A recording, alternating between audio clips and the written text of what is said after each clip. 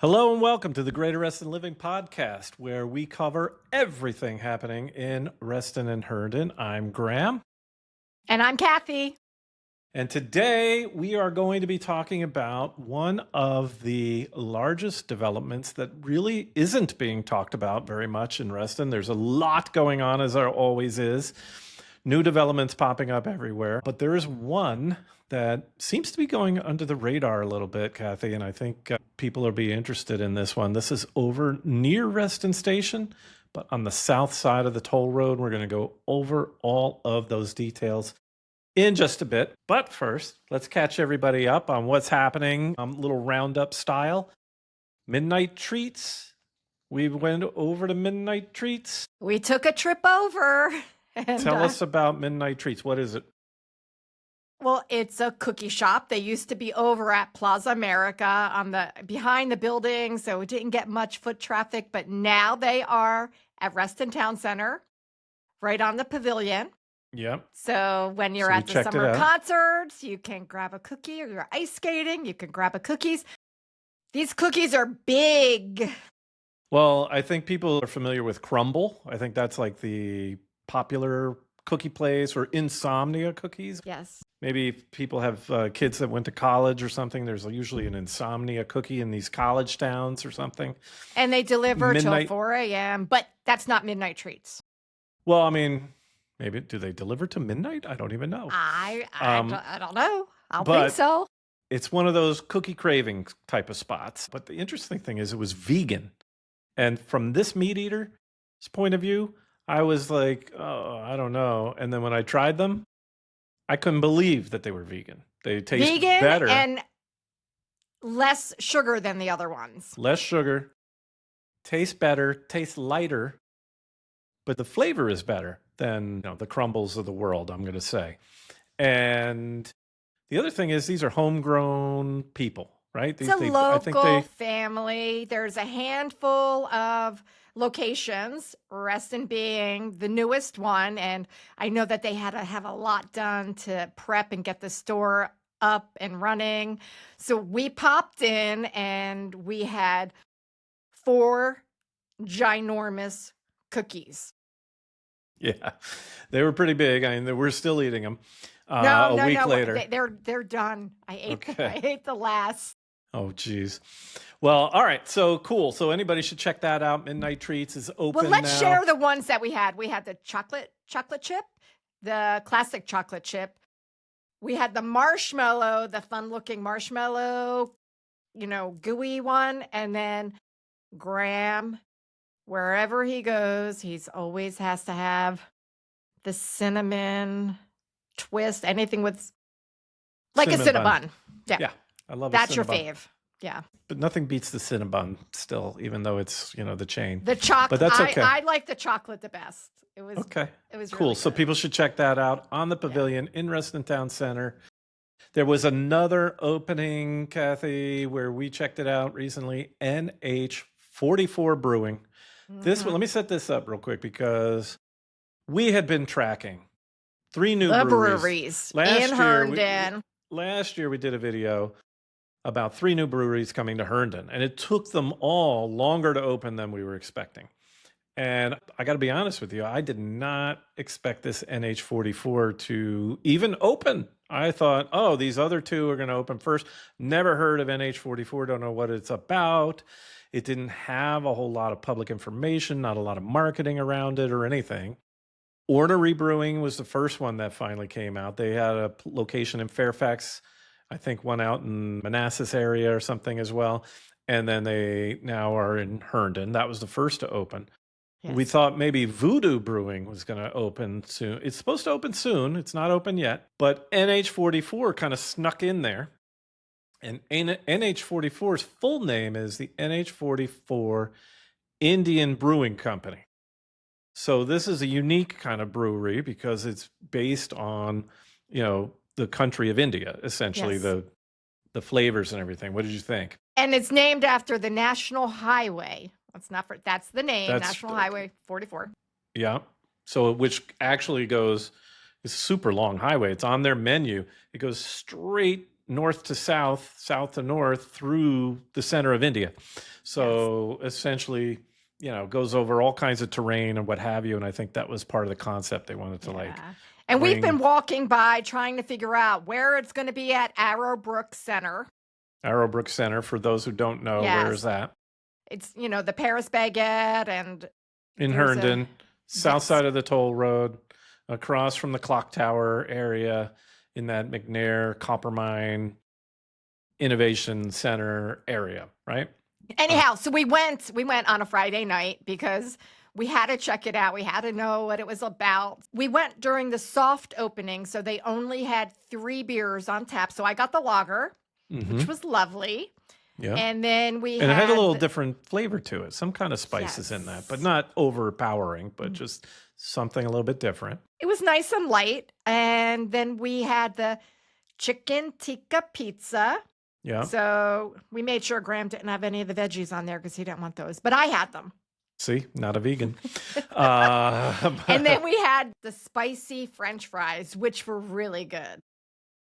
Well, it's kind of like Indian fusion, I'm going to say, right? So it's Indian fusion restaurant. I was struck by the fact that it was actually more restaurant than brewery. True. They had a little outdoor space, but it was really, they're bringing food out for people and everything. So it feels like it's a Indian fusion, light bites, easygoing kind of place. And it filled up around, because we were there just before dinner time. So we got outside, and then by the time we left, it was a whole outdoor. For dinner. Yeah. But also, we did videos on both Midnight Treats and NH44. And there's something there about the NH44 because it was shared a ton.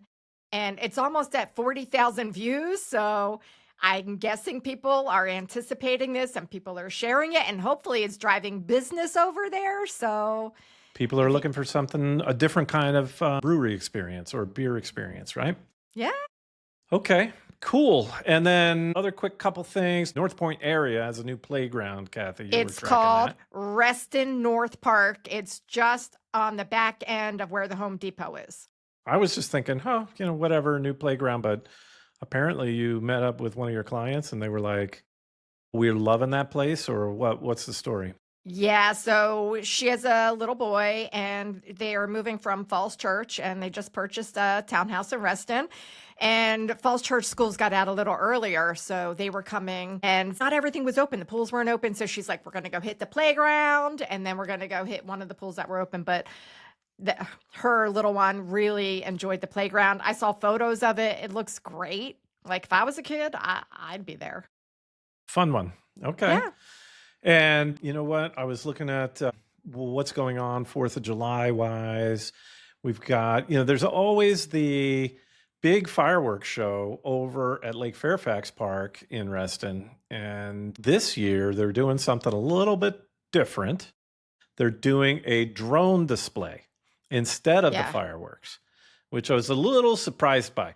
I mean, what are you thinking? Your face is revealing something. Did it say it all? Yeah, as it does. I guess a drone show is fun, but it's like the classic fireworks where you watch the show and you get to put out your blanket and meet up with friends or family and just like I remember doing that as a kid. You could do all of that and still watch a drone display. I know, but it's just it's not the same. I'm not saying anything about that. I'm just saying you could still put out a blanket. They're still expecting you to do all those same things. It's just that instead of it being fireworks, they're drones. Well, okay, so I want the nostalgia of what I saw as a kid. So you're for the drone show? No, I'm not actually. Actually, here's what I'm going to say to you.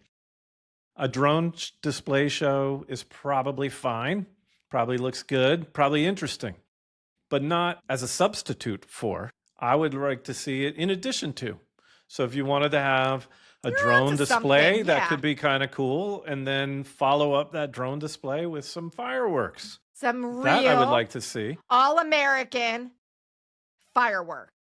Or Do a drone display on one evening, do fireworks on another evening. That could be another interesting approach. And they're, keep the holiday. So, no, I'm not for it as a substitute. I am for it in addition to. I think of it as a different agree. thing. It's a different thing. It is not fireworks, as far as I No. can tell.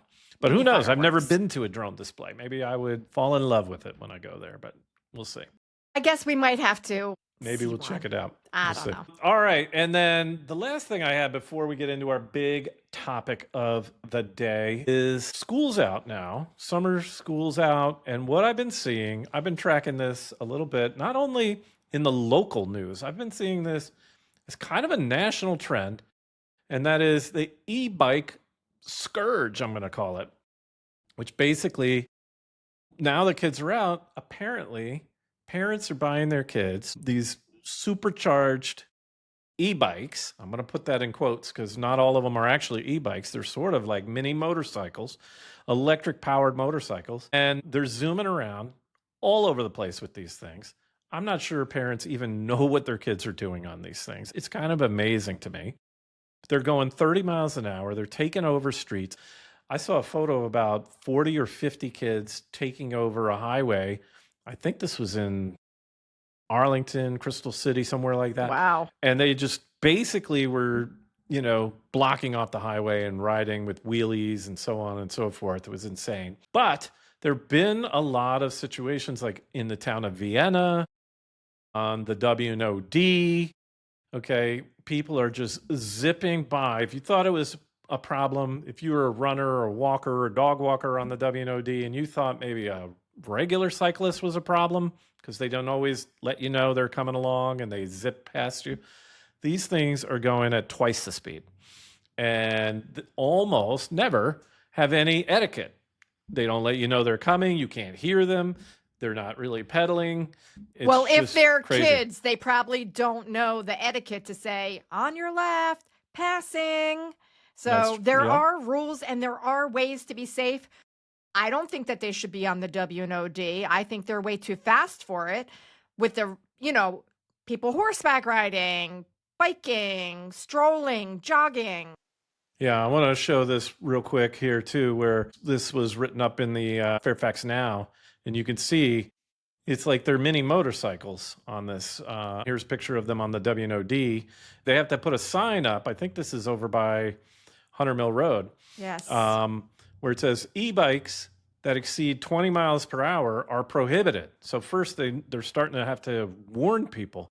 Yeah. Because I don't know if people realize this. And then also, by the way, in this article just goes through how police have been pulling over. Right now, they've been pulling over kids and warning them about what they're seeing. And so for the most part, they're warning them.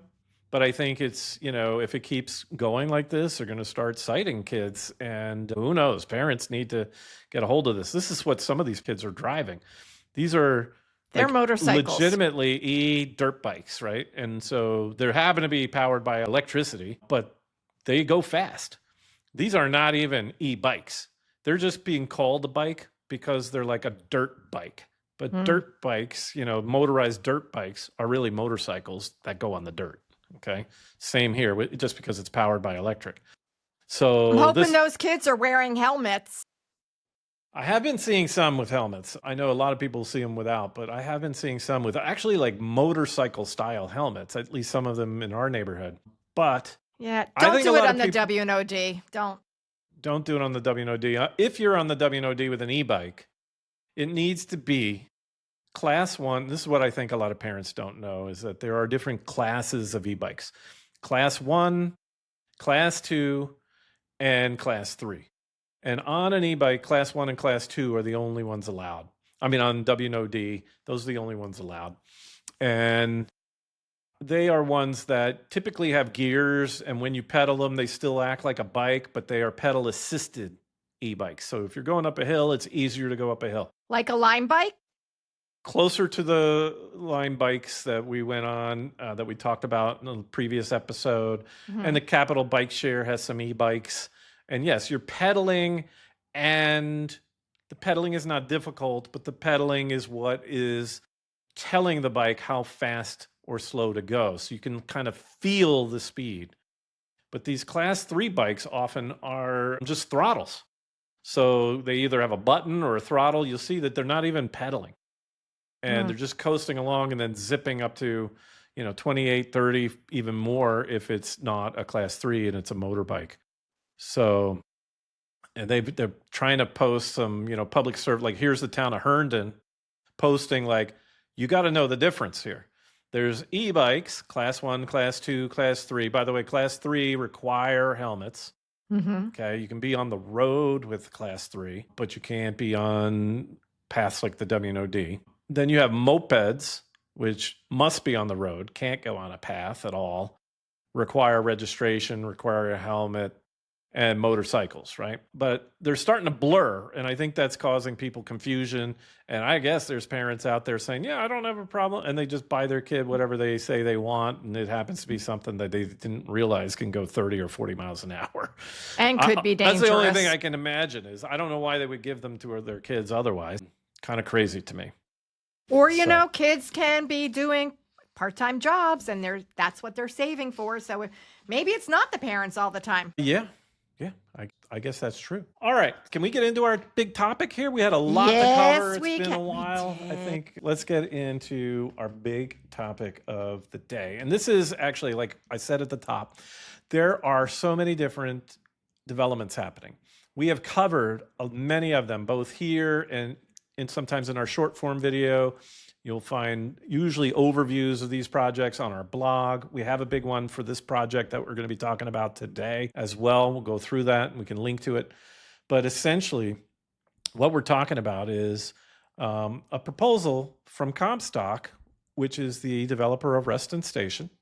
And they have been for a while and now are getting closer to putting forth the plans for the development of the south side of Reston Station. So south side of the toll road, for example. So right now, most of the Reston Station development has been on the north side of the toll road.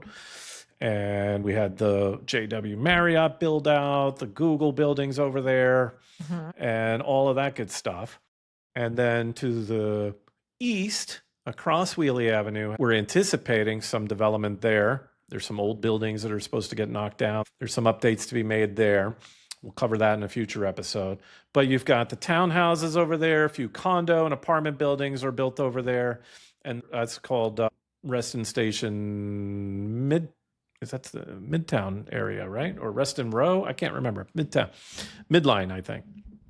Nonetheless, we'll get that right. We'll straighten that out. But the story that we're talking about is the Commerce Metro Center. There's about 16 acres of buildings and parking lots. It's right where Wiehle and Sunrise Valley is. Yes. And so, in fact, I want to give a map. Let's take a look at the map so people can orient themselves. Here is Sunrise Valley Drive, okay, where it meets up with Wiehle. So we got Wiehle Avenue going north-south roughly. We got the Google building over here. We got JW Marriott. And then we're talking about this area, south of the toll road, between Sunrise Valley and the toll road here, and Wiehle. And this area is already owned by Comstock. They already have some working office buildings, and some of those office buildings will remain. But they're talking about what else they're going to put in there, with the idea being that both sides of the metro line will have the right mix of density and commercial use and retail, housing, all of those sorts of things. Well, let me just share like what they are planning on doing. Yes, so lay it out. The Wiehle Avenue, the Wiehle corridor, a 2.4 million square foot mixed use district with 3 new office towers, a 240 room hotel, up to 540 residential units, ground floor retail, an optional grocery store. There's going to be 7 named parks and plazas. There's going to be more parks than is even required. So we always talk about how people value the green space. So they're going to make sure there's plenty of that. So that's good. Yeah. And so here's an overview of that, right? So what we've got is the metro here. Okay. Wiehle Avenue on this side. And there's a new building that's going to be on the very corner. This is meant to be a complementary building to the Google building. So it's architected by the same architect, that same firm. Is that the signature building? Oh, where is it? Designed by Jahn, the firm Jahn, of the Jahn. late Helmut Jahn, who designed the tower across from the toll road at Reston Metro Plaza. Yep. Yes. Helmut Jahn, I'm going to say. Helmut Jahn. And got that right. Yeah. And so that's going to be the signature building. And then there will be some existing buildings. So we got these three in the center. And there'll be some apartments or multi-family buildings right at the corner of Sunrise and Wiehle. Mm-hmm. And then there'll be a hotel over here next to the Metro. Plaza. We're going to take a look at some images and renderings of some of this in a minute. And then a couple of other office buildings with some retail as well. And they're going to revitalize, I think, the existing office buildings somewhat as well. So let's take a look at the slideshow that I actually thought was really interesting because it had nice renderings. What do you think about this? Before I do that, Kathy, what are your thoughts on the project itself? Well, it's going to provide needed residential units. And right now there's ugly buildings that are there. And I guess it makes sense to knock them down. I know not everybody's going to be happy, but what are we going to do with the ugly office buildings? But I do like the fact that they're doing the tunnel.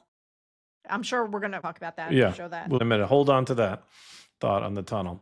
Yeah, so here we are. This is just the overhead rendering of what it might look like in terms of the scale and size. So you can see standard 5-6-story apartment buildings that we've been seeing pop up everywhere. But then the signature tower would be the tallest one there. It's actually got a unique design. We'll find a rendering of that in a minute. This would be your hotel right next to where the Metro is. So, for example, you could fly into Dulles, hop on the train, and pop right out to your hotel. Really super convenient. Just, easy same commute. Thing. Similar to JW Marriott, you've got that same kind of convenience. And a couple of new office buildings here. So that's the overview. Let me pull down some rendering. So this is what an example of the streetscape might look like. So there would be some retail, cafes, things like that. We're talking about the potential for a brewery as one of the signature retail places. So yet another brewery. Most of the breweries have been opening up in Herndon. Maybe another new brewery coming in Reston. Mm-hmm. Here's a street view right outside of the signature building, the Helmut Jahn architected building. You can sort of see that there's a little bit of a curve to this, but I think we have a better view of it later. I guess they're comparing it to like Reston Town Center Market Street here. Okay. Now, this is cool because they were talking about this having a Metro Plaza. So as part of most of these development, there's usually, I think it's a 15% of the space needs to be public, open space, park space, that kind of thing. And in this particular case, they're allocating 20% of the space for some of that public open space. And in this situation, we have what they're calling Metro Plaza. And it's kind of a cool little walking space to get you between the hotel and the office buildings, place to go and chill. There's a green space. There's some stairs that you could potentially sit on while you're watching some kind of entertainment that might be there, and a place to drop you off if you're driving into the Metro, for example. You could pull in and drop people off, and they can get out and go into the Metro area. So I don't know. What do you think? Interesting? Well, if you compare it, we're looking at what you're showing right now compared to the ugly office buildings. I say this all day long. Like, now don't get wooed too much by these renderings. Always make you feel good about things, right? Okay, but can we just talk about the ugly office buildings and the parking lots? Yes, but That's some of all those I'm ugly saying. office buildings are going to stay, just so you know. Okay, right? so they're not that ugly. Okay, some of them are going to stay. Some of them are gone, but some of them are going to stay. Pretty ones stay. Yeah, these are not like this. See this one right here that you can, this brownish one, red brown. It's not ancient. It's still has life in it, so to speak, right? Compared to some of the brown buildings like the ones that are across from the JW Marriott. Those have no life left, right? They need Well, to be gone. I like that they're going to integrate some of the old with some of the new. I do like that. And so yeah, it almost looks like there's a little, soccer field in the center here. But it's kind of a nice little field. I guess you could, sit out there with people. And there's these stairs, which makes me feel like they're probably going to also host little events, maybe little concerts, things like that. But who knows?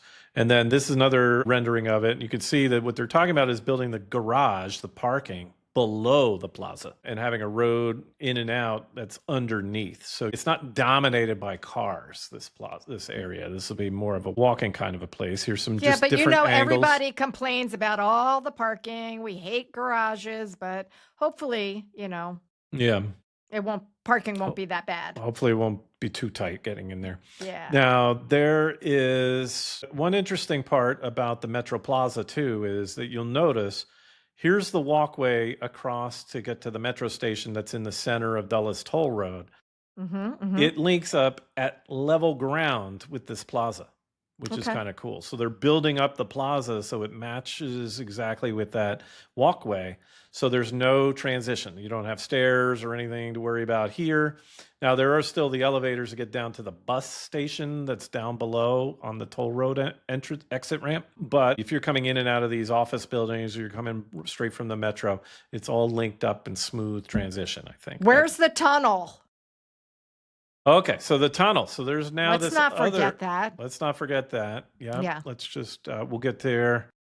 Oh, one other thing before we get to the tunnel that I thought was good to see is they're talking about making sure that there's space next to these buildings. So there's green space and little seating areas and so on. This is Sunrise Valley.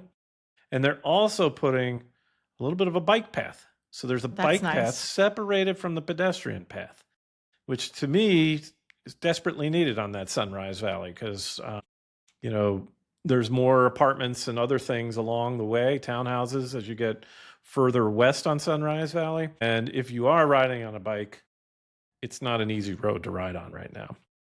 So, well, we've talked about the biking in Reston. Yeah. And so this would be an improvement without a doubt.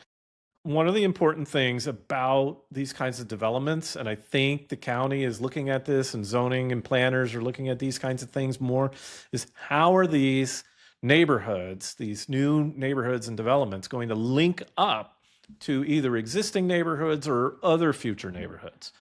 And so linkages are becoming more and more important, I think. And in this particular case, we've got a couple of different things happening here. So this proposed tunnel that will go under Wiehle Avenue, and that will link people from this Commerce Metro District, or whatever we're calling it, right? The Commerce Metro Center portion of Reston Station, over with a future potential development across the street, which right now there's a couple of office buildings across the street, and there are longer term plans to potentially redevelop that area. Now we're 10, 12, 15 years away from that, it seems, based on the pace of things so far. But this tunnel will help bring people from that area back over to the Commerce District and over to the Metro and the bus stops, which are, here's the bus stops along, and then the Metro is over here to the left of this Commerce 9 building, okay? And so we want to make it walkable. These neighborhoods should be linked. We don't want more people playing Frogger getting across Wiehle Avenue. No. Fewer and right. I mean, it's treacherous, especially in that area. Everybody's either turning onto the toll road or they're trying to beat the light and zip across. No easy, like it's not walkable. So no. So now there is, and here's another thing that I think people need to be cognizant of. I think that as we go through these kinds of developments, one of the key things, and in this area in particular, Kathy, you got to start to see the bigger picture of what's being developed. This project that we're talking about now sounds like it's going to be done tomorrow because, it looks beautiful. The approvals are starting to go through and so on. This is going to be, a 2030 type of project in the 2030s. And you have to put it in context with the continued build out of Reston Station, right? We just barely opened the JW Marriott. There are even I don't think the BLVD apartments that have been built have opened up yet. Booz Allen is supposed to go into the office building that's over in that part of Reston Station. That hasn't happened yet. So these kinds of things are just like stacking and stacking. Lots of moving pieces. Lots of moving pieces. Then we have across the street where those ugly brown buildings are, and those need to get demolished. There's some new updates there that we can talk about in a future episode. But basically, that area needs to be built out. Okay. At the same time, we have Isaac Newton Square north of this area, and that's starting. And that's a 10-year endeavor to get that built out. So when we start adding all of this up, what you're going to have is a very, very vibrant and active new center of activity in Reston, right? So if the Reston Town Center is vibrant and active, and that in and of itself is growing, now you have Reston Station, which is becoming that way already. I mean, certainly visually we're seeing it, but it will begin making a bigger and bigger impact on Reston and the urban core, with the idea that essentially these two areas are going to eventually come together based on the density that's happening on either side and then ultimately fill in between. Yeah. So I just wanted to kind of like set that scene so people can start thinking about like, what does Reston look like in 2035, in 2040? A lot different than it does now. At least the urban core. I think not much changes in South Reston, up in North Reston, beyond the town center, urban core area. Those are all going to be largely the same, right? It's going to be this urban core that is just continuing to develop. And I know that some people are really excited by that, and some people maybe are less so and fearful about it. So I feel like the majority, well, we know that there's a lot of people that just, they don't want to see the change. But Reston was always meant to change. It's always been about change. That's the one constant. I learned that from Charlotte Geary, right? Famed photographer or Reston resident and photographer. Yeah. And we just were talking with Reston Museum director, and, we talked about Bob Simon's vision. So yeah. And a lot of people don't realize, like, the vision was for a population of closer to 75,000 people. And Reston's only at about 68,000 at the moment. So there's room for more, at least in the plan. So anyway, we'll watch it. We'll see what happens. We'll keep sharing. Keep watching. We've got this all laid out on our blog. If any of you are out there and you like learning about this, want to stay up on all of this, you want to subscribe to not only this channel, but also our Reston Insider newsletter. And we'll post the link on how to do that in our description below. But get subscribed. We tell you all about the events that are happening, all these new developments we cover, and we're going to all the new openings like Midnight Treats and NH44. Everything we're experiencing them for you. Need to know about in the area. Everything. So give us a like, to stay on top of subscribe, and reach out.